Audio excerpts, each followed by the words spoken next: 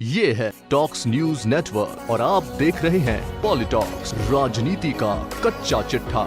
जैसा कि हमने पहले भी कहा है कि महाराष्ट्र में सरकार बनाने को लेकर नित नए मोड से सस्पेंस बढ़ता ही जा रहा है।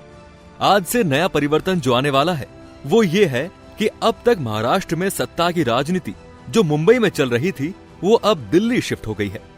एनसीपी प्रमुख शरद पवार से लेकर शिवसेना के खेवनहार संजय राउत तक सब दिल्ली आ गए हैं। शिवसेना को एनडीए से बाहर किए जाने से नाराज संजय राउत ने बीजेपी पर जबरदस्त हमला बोलते हुए कहा कि दिल्ली में बड़े बड़े बादशाह आए और चले गए, लेकिन लोकतंत्र कायम है। कोई भी अपने आप को भगवान समझने की कोशिश न करे, जनता सबसे बड़ा भगवान है। वहीं महाराष्ट्र के पूर्व सीएम चौहान ने ये कहकर कि हम ये समझने की कोशिश कर रहे हैं कि क्या शिवसेना, एनसीपी और कांग्रेस एक साथ भी आ सकते हैं या नहीं, एक बार फिर सबको चौंका दिया है। वहीं शिवसेना प्रवक्ता और राज्यसभा सांसद संजय राउत भी संसद के शीतकालीन सत्र में हिस्सा लेने दिल्ली पहुंच गए हैं।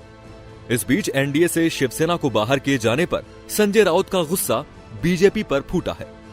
संजय राउत ने बीजेपी नेतृत्व का नाम लिए बिना कहा कि कोई अपने आप को भगवान न समझे, अपन ही भगवान है वाली सोच गलत है। इसके साथ ही संजय राउत ने मशहूर शायर हबीब जालिब का शेर भी ट्विटर पर शेयर किया। राउत ने लिखा, तुमसे पहले वो जो एक शख्स यहाँ तख्त नशी था, उसको भी अपने खुदा होने पर इतना ही यकीन था। शिवसेना के आज के खेवनहार संजय राउत ने कहा, दिल्ली में बड़े बड़े बादशाह आए और चले गए, लेकिन इस देश का लोकतंत्र कायम है। जनता सबसे बड़ी भगवान है। अपने आप को भगवान समझने की कोशिश किसी को नहीं करनी चाहिए। अपन ही भगवान है वाली सोच गलत है। कोई भगवान नहीं होता।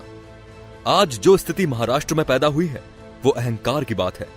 जो बात शिवसेना के बारे में तय हुई थी, अगर आप उससे पीछे हटते हो और अपने आप को भगवान समझते हो तो ये ठीक नहीं है। संजय राउत ने शिवसेना को एनडीए से बाहर किए जाने के फैसले पर जबरदस्त प्रतिक्रिया देते हुए कहा, दिल्ली में प्रदूषण के साथ साथ राजनीतिक प्रदूषण ज्यादा है, इसे कैसे दूर करेंगे। राजनीति में वचन और शब्द का महत्व है। आज जो लोग हमें एनडीए से निकालने की बात करते हैं, एनडीए किसी की प्रॉपर्टी नहीं है। एनडीए का संयोजक कौन है? शिवसेना को बाहर निकालने का फैसला किसने लिया? क्या एनडीए के बाकी सहयोगियों प्रकाश सिंह बादल, नीतीश कुमार से किसी ने पूछा?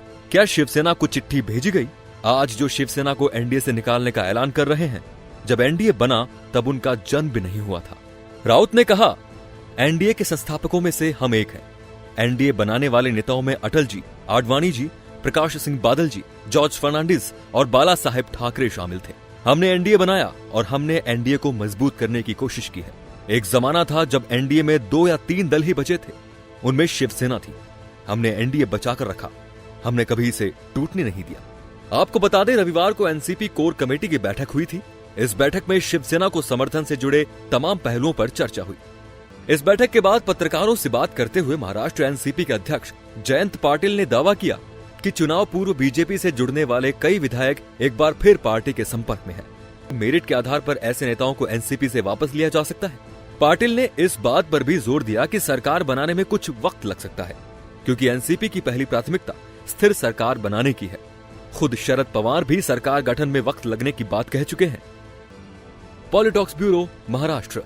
ये है टॉक्स न्यूज नेटवर्क और आप देख रहे हैं पॉलिटॉक्स, राजनीति का कच्चा चिट्ठा।